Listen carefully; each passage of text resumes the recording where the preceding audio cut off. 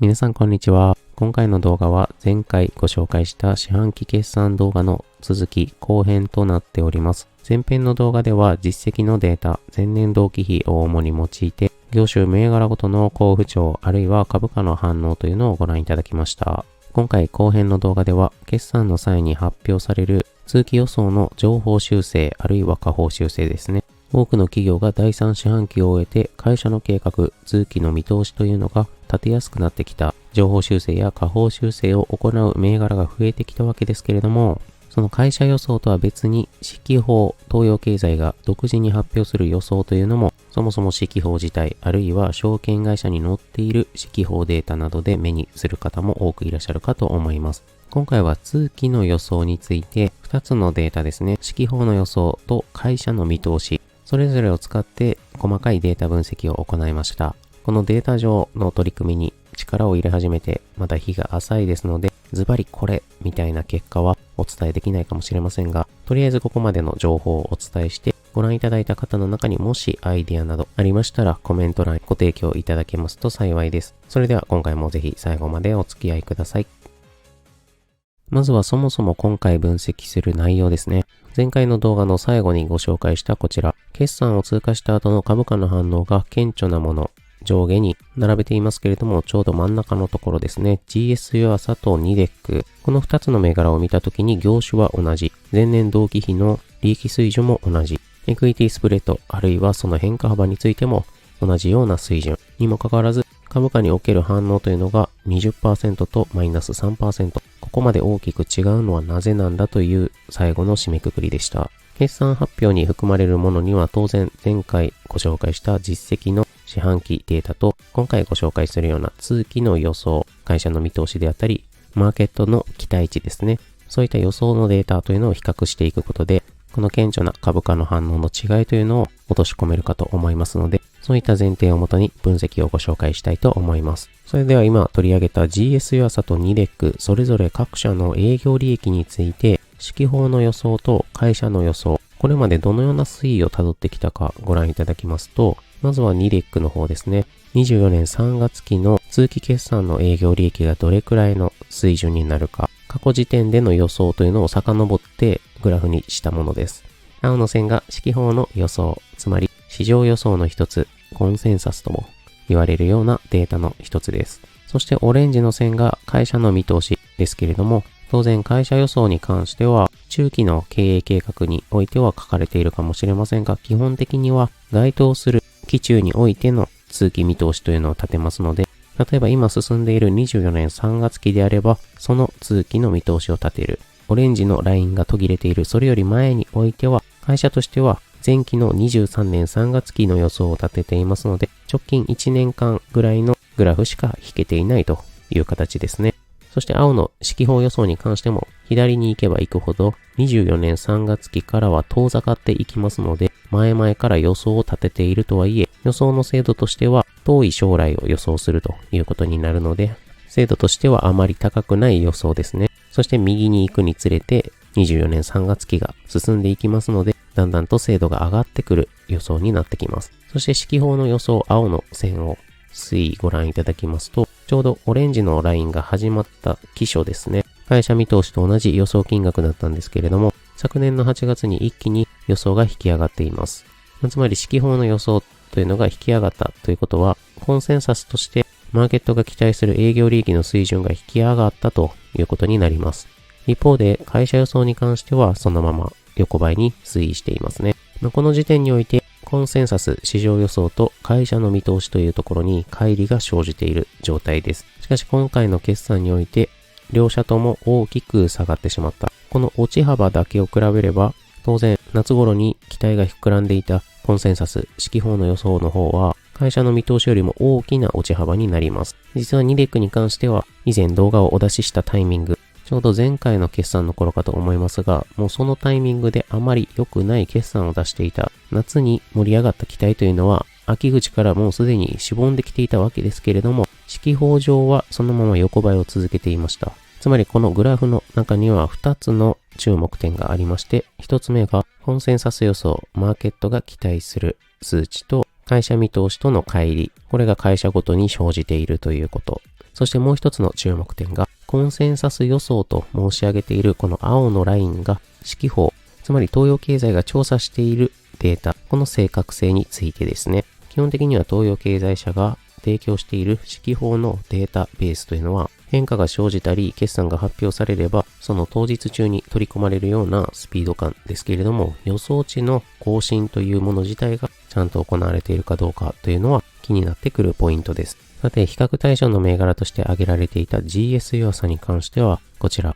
のグラフの方が非常にわかりやすいんですけれども、1年以上前ですね。会社予想がまだ出ていなかった時というのは、マーケット予想もだいぶ下のところを推移していたんですけれども、だんだんと24年3月期に進んでいくにつれて、どんどんと段階的に営業利益の予想が上がっている。さらにはオレンジのライン、会社の見通しの方も、当初は保守的な金額だったものが段階的に引き上がっている。マーケットの期待の方が先に GS ユアサの好調を察知して若干先回りしていますけれども、常にどの時点においてもマーケットの期待を上回るような通期見通しを更新してきたという形になります。このニデックと GS ユアサのマーケットからの期待値の推移が全然違うというのが決算発表直後の株価の反応に現れているわけですね。それでは今ご覧いただいた例を決算発表した全銘柄に横断的にデータ分析したいわけですけれども、どのように分析を行うか用いるデータをご紹介したいと思います。例えばニデックのグラフの方が直感的にわかりやすいんですけれども、青の指揮法予想の推移ですね。マーケットの期待値というのも上下動激しく動いています。この青のラインの推移に対してまずは近似直線を引く。つまり上下動はしているんですけれども、傾向、トレンドとしてはどれくらいの推移になっているか、指揮法が予想するトレンド、この勾配を取ります。同じようにオレンジのライン、会社の見通しについてもトレンドを取ります。これはそれぞれのトレンドを比較するためではなくて、プラスかマイナスか、つまりマーケットの予想あるいは会社の見通しというのがだんだんと下がってきている状況なのか、あるいはどんどんと GS ユアサのように切り上がっている状況なのか、それを判別するためにプラスかマイナスかだけを取りに行く数字ですね。そしてこのそれぞれのトレンドの角度が大きければ大きいほど、事前に予想されていた以上に大きく営業利益の見通しというのが引き上がっているような状態ですね。ご覧いただいているニデックの例だと、第3四半期まで終えてからようやくここまで引き下がった、大きく下げられていますので、マイナスの方向に角度が大きく出てくるという形です。そして最後ですね、今回の四半期の発表ですので、年明け以降2024年に入ってから指揮法の予想あるいは会社の見通しの変更が行われた場合というのは、それぞれその比率をとってどれくらい変わったかというのを集計しております。主にこの3つの大きなデータ材料をもとに、それぞれの銘柄が決算前にはどれくらいの期待値が積み上がっているのか、そして決算が通過した時にどのような反応になるかというのを見ていきたいわけですね。それでは各銘柄具体的なデータをご覧いただきますと、まず項目については銘柄名や業種、そして決算日とその直後の株価の反応。今回はこちらの株価の反応がどのように説明されるかというのを右側のデータを用いて分析したいわけです。そして用いるデータというのが先ほどご紹介したマーケットの予想と会社の見通し、それぞれの過去に遡った時の変化トレンドですね。傾きの大きさというのを表しています。そして右側の3列というのが年明け2024年に入ってからそれぞれの予想で変化があった場合にどれくらいの割合で見通しが上がっているかあるいは下がっているかを示したものです。そしてその差を取ることでニデックのように決算発表前のマーケット予想と会社見通しの違い、乖離幅というのがどれくらい起きていたか、そしてそれを踏まえた予想変更の着地点に対する変化率の違いとなって現れますので、単純に増減率を差し引きしたものとなっています。ちなみに2024年に入ってから予想の変更が全くされていない銘柄に関してはこちらの列、データが0という風に入ってきます。まずはこちら、マーケット予想と会社見通しの乖離というところから数字の大きなものを順番に並べますと、ご覧のようなリストになります。つまりそれぞれ会社の予想が情報修正されたような銘柄たちの中で、マーケット予想の方が上の水準にあったんですけれども、それをさらに上回るような修正になったという銘柄たちですね。このような銘柄を集めてきますと、当然多くの銘柄は株価の反応としてプラスの銘柄が大きくなってくる。つまり、こちら右側のデータというのは左の株価の反応に対する説明力が高いような数字となっています。しかし全てが全て大きく引き上がっているわけではないということで、あまり芳しくない反応の中でも特に大きな銘柄の ANA ホールディングス、こちらの銘柄少しどのような予想の推移をたどっているかご覧いただきますと、こちら。先ほど項目の説明で申し上げたように、今回の四半期決算において予想の引き上げというのがされている青のラインとオレンジのラインともに上の水準に変化しているわけですが、変化する直前の時点をご覧いただきますと、青の方が高い水準にいますね。つまり、もともと会社予想よりも指揮法予想、マーケットの予想というのが期待値が高いところにいたんですけれども、それを上回る情報修正を行った。それに引っ張られて、マーケット予想というのも同じ着地点に向かって進んだわけです。当然、この形ですと変化率としては会社予想の増減率の方が高い数字になりますね。しかし株価の反応としては芳しくなかった。その理由が青のラインの過去に遡った時の推移になります。そしてマーケット予想の推移というのを過去に遡ってトレンドのラインを引っ張ってみても、おそらくこのような形になる。つまり角度としてはプラスの方向に出ているわけですね。長期投資の目線ではこのトレンドのラインというのが上向きになっているのが非常に好ましい形だと思われます。ただ直近の決算においてマーケットの期待を上回る情報修正を行ったにもかかわらず、なぜ株価の反応にあまり現れなかったのか、もうすでにお気づきの方もいらっしゃるかと思いますが、その変化のもう一個前のマーケット予想の変化ですね。23年の8月から10月ぐらいにかけて、この段階ではもっと高い営業利益を出してくれるんではないかとマーケットは見ていたわけです。そこから一回降りてきて、やっぱりそれは下げすぎだなということで、会社見通しと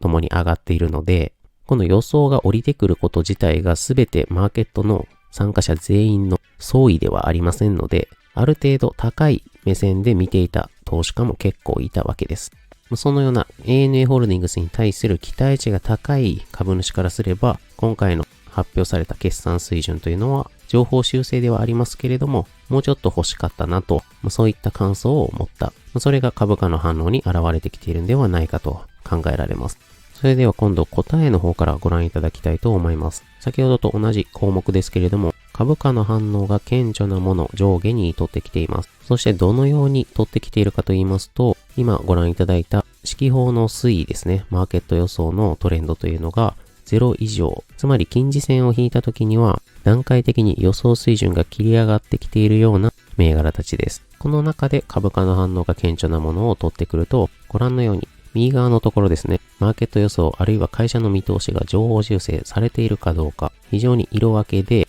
違いが出てるんですけれども、もともと指揮法の予想が強気であったとしても、特に会社の見通しの方ですね、情報修正が行われればかなりの確率で大きな反応を株価にもたらしてくれる。つまりマーケットの期待値が結構乗っていたとしてもですね、会社の予想というのが保守的で、第3四半期までようやく進んで通期の見通しを情報修正するような銘柄というのは、その修正前のマーケットの期待というのが乗っていても、それを上回って株価の反応が大きく出やすいという形です。一方で株価の反応が芳しくない銘柄をご覧いただきますと、これまでマーケットの予想だんだんと切り上がっていくようなトレンド、期待値が膨らんでいる銘柄にもかかわらず、会社の見通しというのが切り上がらない、ゼロ回答みたいな銘柄ですと、株価の反応としては大きなマイナスにつながりやすい。つまり、たとえ実績値で好調な数字を出して、マーケットの期待値を強めているような銘柄であっても、通期予想の見通しがそのまま据え置きという風になると、株価には悪影響を及ぼしうると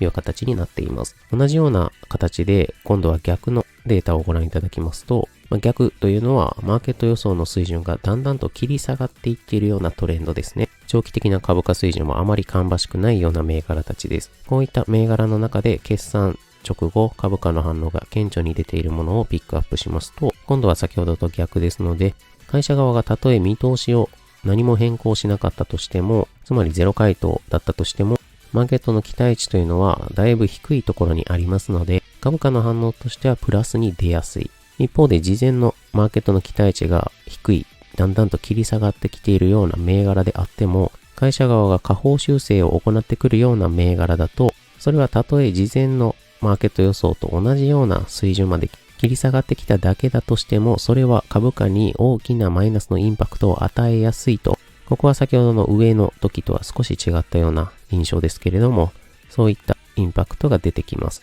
つまり期待値が切り下がっているような不調な銘柄については、それを掴んでしまうと、たとえマーケット予想通りであってもマイナスのインパクトが出ると。このあたりは長期投資の戦略の一つとして挙げられる、いい決算が出続けるものを持ち続け、悪い決算に変わった時に売り抜ける。そのような戦略の裏付けになるようなデータかと思われます。ということで今回現れたような結果を用いてどのように次回に使っていくかと言いますと、例えばですけれども今四半期の決算はすでに多くが発表されていますが、本来であれば決算前にどうなるかというのを知りたいところ、つまりこちらのエリアに関してはまだ見えない決算前の状態でデータ分析を行いたいわけです。この段階でそれぞれの予想推移あるいは乖離幅というのを見ていくことで、実際に決算をまたいだ時に株価の反応として上に出やすい期待値として高い数字なのか、あるいは下の方に大きく出やすいなという状況なのか。言い換えますと、事前の株価がどれくらいの水準まで織り込まれているか、そして確率として上に行った時には小さくなりそう、下に行った時には大きく出そう、はたまたその逆、上の方が期待値が大きいということも考えられますし、